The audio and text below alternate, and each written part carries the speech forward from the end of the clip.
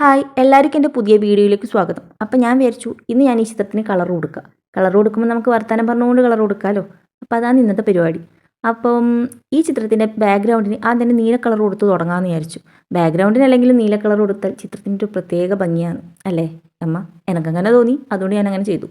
പിന്നെ ബോഡിയിൽ ഈ കളർ ഞാൻ എങ്ങനെ മിക്സ് ചെയ്ത് കൊടുത്തു വെച്ചാൽ ബോഡീൻ്റെ കളർ മിക്സ് ചെയ്തെടുക്കാൻ എന്തെല്ലോ പരിപാടിയുണ്ട്. പക്ഷേ എനിക്കതൊന്നും വലിയ വശമില്ല. അതുകൊണ്ട് ഞാൻ എന്താക്കി ബ്രൗണും വൈറ്റും കൂടിയിട്ട് നന്നായിട്ട് മിക്സ് ചെയ്തു. അപ്പോൾ ഇങ്ങനത്തെ ഒരു കളർ കിട്ടി. അപ്പോൾ ആ കളർ കൊടുത്തു. അങ്ങനെ തന്നെ വേറെ എന്തെല്ലോ പിങ്കും കൊടുത്തിട്ട് പിങ്കെല്ലാം കൂട്ടിയിട്ട് പിങ്ക് യെല്ലോ വൈറ്റ് ഇതെല്ലാം കൂട്ടിയിട്ട് ബോഡിയുടെ കളറാക്കും. പക്ഷേ അതെല്ലാം പ്രൊഫഷണൽ ആയിട്ടുള്ള ആൾക്കാർ ചെയ്യുന്നതാണ്. നമുക്കതൊന്നും വലിയ വശമില്ല. നമ്മൾ കുഞ്ഞപ്പം മുതലേ ഇങ്ങനെ ചെയ്യൽ ബ്രൗണും വൈറ്റും മിക്സ് ചെയ്യും കൊടുക്കും. അപ്പോൾ നമുക്ക് ബോഡി കളർ കിട്ടും.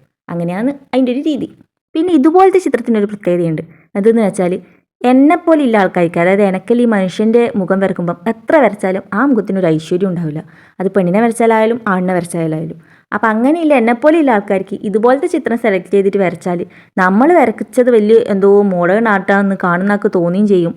നമുക്കാണെങ്കിൽ വരക്കാൻ അത്ര വലിയ പണിയും ഉണ്ടാവില്ല. ഇതിൻ്റെ അളവെല്ലാം ഒന്ന് അങ്ങോട്ടും ഇങ്ങോട്ടും മാറിയാലും അതൊന്നും ഈ ചിത്രത്തിന് വലിയ രീതിയിൽ അഫക്റ്റ് ചെയ്യില്ലാന്ന്.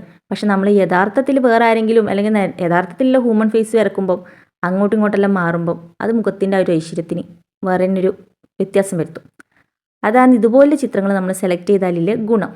പിന്നെ ബാക്ക്ഗ്രൗണ്ടിലെ ബ്ലൂ കുറച്ചുകൂടി ഡാർക്കാക്കി കൊടുത്തിട്ടുണ്ട് കേട്ടോ. അതാണ് അതിൻ്റെ ഒരു രസം തോന്നി. ഇനി അടുത്തതായിട്ട് ചെയ്യാൻ പോകുന്നത് കണ്ണിൻ്റെ ആടെയെല്ലാം ബ്ലാക്ക് കളർ കൊണ്ട് ഒന്ന് ഹൈലൈറ്റ് ചെയ്യാൻ പോവാന്ന്. ഹൈലൈറ്റ് ചെയ്യലെന്ന് തന്നെയാണ് പറയല് അമ്മ. എന്തായാലും കണ്ണിൻ്റെ ആടെ ബ്ലാക്ക് കളർ കൊടുക്കാൻ പോയിന്ന്. പിന്നെ എനിക്ക് ഏറ്റവും ഇഷ്ടമുള്ള കളറും അതുപോലെ തന്നെ ഏറ്റവും പേടിയുള്ള കളറും ഈ ബ്ലാക്ക് ആയിട്ടാണ്. കാരണം കൊടുക്കുമ്പോൾ ഒന്ന് അങ്ങോട്ടും ഇങ്ങോട്ടോ തെറ്റി ആ ചിത്രം മൊത്തം കൊളാവും. പിന്നെ നമുക്കതൊന്ന് ശരിയാക്കണമെങ്കിൽ നല്ല പണിയുണ്ട്. അയ്യോ മൂക്ക് വരക്കാൻ മറന്നുപോയി, അത് അതിൻ്റെ ഇടയ്ക്ക് ഇപ്പം വരച്ച്. പിന്നെ ഇതാണ് നമ്മുടെ ചിത്രം. അപ്പോൾ പരിപാടിയെല്ലാം അവസാനിപ്പിച്ച സ്ഥിതിക്ക് ബായ്.